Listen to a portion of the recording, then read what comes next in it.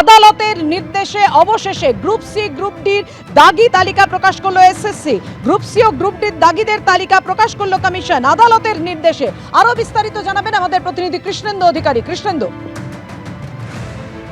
দেখো, কিছুক্ষণ আগে স্কুল সার্ভিস কমিশনের তরফে ৩,৫১২ জন দাগি শিক্ষাকর্মীর তালিকা প্রকাশ করা হয়েছে। তারা গ্রুপ ডি এবং গ্রুপ সিতে চাকরি করছিলেন এতদিন ধরে, এবং তাদের তালিকা প্রকাশ করা হয়েছে। তারা দাগি, অর্থাৎ তারা বেআইনিভাবে চাকরি পেয়েছেন, এবং সেই সংখ্যাটা হচ্ছে ৩,৫১২।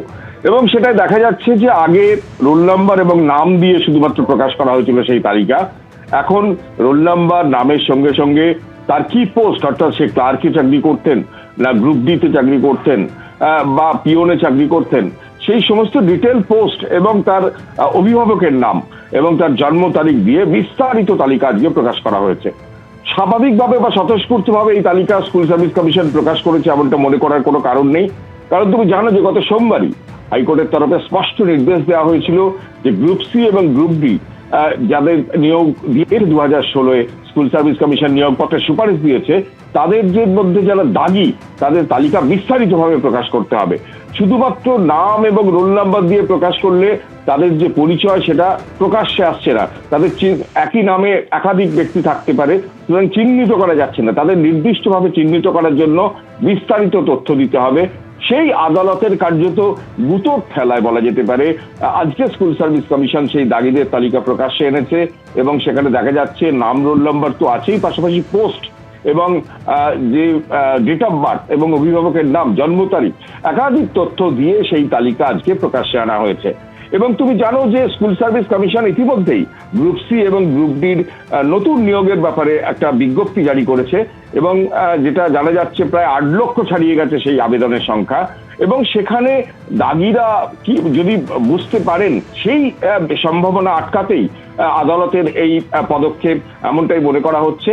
এবং যেটা আদালতের তরফে স্পষ্ট করা হয়েছে বা একাধিকবার আদালতে প্রশ্ন উঠেছে যে রাজ্য সরকার এবং স্কুল সার্ভিস কমিশন বিশেষত দাগি এবং মানে অযোগ্য প্রার্থীদের প্রতি তাদের একটা বাড়তি সহানুভূতি কাজ করছে। এটা কখনোই করা যাবে না। সুপ্রিম কোর্ট এবং হাইকোর্টে বারবার নির্দেশ দেওয়া হয়েছে, এবং সেই প্রেক্ষাপটেই আদালতের নির্দেশ ছিল যে বিস্তারিতভাবে এই অযোগ্য দাগিদের তালিকা প্রকাশ করতে হবে, যাতে চিহ্নিত করা যায়, যাতে নতুন নিয়োগ প্রক্রিয়ায় তারা কেউ না অংশগ্রহণ করতে পারে। এবং প্রায় ৮ লাখ তাও ছাড়িয়ে গেছে একাধিক ব্যক্তি যে এই নতুন নিয়োগ প্রক্রিয়ায় গ্রুপ সি গ্রুপ ডিতে তারা আবেদন করছেন অনলাইনে, সেই এবং আবেদনপত্র সময়সীমাও বাড়িয়ে দেওয়া হয়েছে। সেক্ষেত্রে কোনো অযোগ্য বা কোনো দাগি ক্যান্ডিডেট যাতে সেখানে যোগাযোগ যে আবেদন করতে না পারেন, তার জন্য বিস্তারিতভাবে এই তালিকা প্রকাশ্যে আনতে হবে।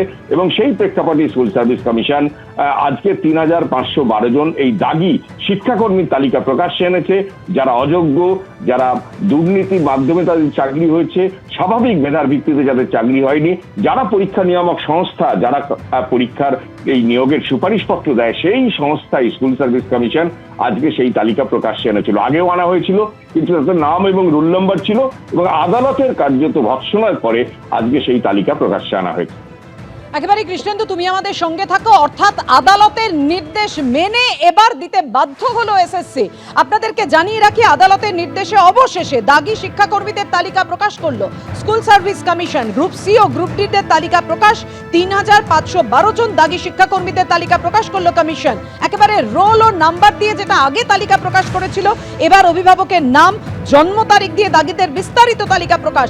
দেখো কৃষ্ণেন্দু, এই প্রশ্ন উঠেছিল যে একই নাম বিভিন্ন জায়গায় থাকতে পারে, এবং সেই কারণে এই ডিটেলসটা প্রয়োজন, আর সেটা আদালতকে নির্দেশ দিতে হলো, বাধ্য হলো তাহলে এসএসসি। কৃষ্ণেন্দু, একদমই তাই। এবং কার্যত বলা যায় যে আদালতের গুতো এই পদক্ষেপ করলো এসএসসি। কারণ প্রায় 1 মাস আগে ঠিক এই তালিকাই প্রকাশ করা হয়েছিল, এবং তাতে যারা আবেদনকারী, যারা টেন্টেড, অর্থাৎ যারা দাগি, যারা অযোগ্য, তাদের নাম, রোল নম্বর ছাড়া কোনো তথ্যই ছিল না। এটা একটা বিভ্রান্তি ছড়াচ্ছিল যে তিনি কোন স্কুলে পড়ান, বা কোন স্কুলে চাকরি করেন, বা তিনি কে, এই বিষয়টাকে বিস্তারিতভাবে নির্দিষ্ট করতে বা চিহ্নিত করতে আদালতের তরফ থেকে একটা কড়া নির্দেশ এসেছিল গত সোমবারই। এবং তুমি জানো যে বারবার আদালতের এই প্রশ্নের মুখে পড়েছে সিভিল সার্ভিস কমিশন বা রাজ্য সরকার যে তারা অযোগ্য বা দাগীদের নিরাপত্তা বা সুরক্ষা দেওয়ার চেষ্টা করছে, তাদের প্রতি একটু সহানুভূতিশীল। এবং তারা যেহেতু পরীক্ষায় বসতে পারবেন না, সে শিক্ষাকর্মী হোক এবং শিক্ষকরাই হন, তারা যেহেতু পরীক্ষায় বসতে পারবেন না, তাদের প্রতি এত সরকার বা কমিশন এত সহানুভূতিশীল হবে কেন? যারা দুর্নীতি করে চাকরি করেছেন তাদের প্রতি কড়া মানসিকতা দেখাতে হবে। সেই মানসিকতাটা কোর্টের তরফ থেকে, আদালতের তরফ থেকে, সুপ্রিম কোর্ট এবং হাইকোর্টের তরফ থেকে বারবার এসছে এবং তারই পরিপ্রেক্ষিতে এই নির্দেশ দেওয়া হয়েছিল। কারণ স্কুল সার্ভিস কমিশন ইতিমধ্যেই এই যে এসসি, এই গ্রুপ ডি এবং গ্রুপ সি, এই দুটো নিয়োগের ক্ষেত্রে বিজ্ঞাপন তারা দিয়েছে এবং তারা অনলাইনে আবেদন চেয়েছে। লক্ষ লক্ষ আবেদন সেখানে জমা পড়েছে। জানুয়ারিতে সেখানে পরীক্ষা হওয়ার কথা, লিখিত পরীক্ষা হবে, আবার একটা নিয়োগ পর্ব হবে এবং সেই নিয়োগ পর্বে যদি কোনো দাগী বা অযোগ্য তারা যদি ওখানে কাজে তারা অ্যাপ্লাই করেন, তারা আবেদন করেন, যারা পরীক্ষায় বসেন, তাহলে তাদের কিভাবে চিহ্নিত করা হবে? সেই চিহ্নিতকরণটা যেন আরো প্রকাশ্যে হয়, আরো স্পষ্ট হয়, আরো শারীরিকভাবে হয়, কোর্টের তরফ থেকে, আদালতের তরফে এটা স্পষ্ট নির্দেশ ছিল যে যারা দাগী, যারা অযোগ্য, যারা স্বাভাবিক মেধার জোরে চাকরি পাননি, সে শিক্ষক হন, গ্রুপ সি হন, গ্রুপ ডি হন, তাদের তালিকা প্রকাশ্যে আনতে হবে এবং বিস্তারিতভাবে আনতে হবে। প্রথম যে তালিকা প্রকাশ্যে এনেছিল আদালতের মনে হয়েছিল সেই তালিকা বিস্তারিত নয়, কারণ শুধু নাম আর রোল নাম্বার ছিল। এখন নাম, রোল নাম্বার ছাড়াও অভিভাবকের নাম, তার জন্ম তারিখ এবং কোন পোস্টে তিনি চাকরি করতেন এতদিন ধরে, অর্থাৎ সেই পিওন না গ্রুপ সি না গ্রুপ ডি, কোন বিস্তারিতভাবে সেই তথ্য আজকে কার্যত আদালতের ধমক খেয়ে ভর্ৎসনার পর স্কুল সার্ভিস কমিশন প্রকাশ্যে আনলো। ধন্যবাদ কৃষ্ণ। এবিপি আনন্দ, এগিয়ে থাকে, এগিয়ে রাখে।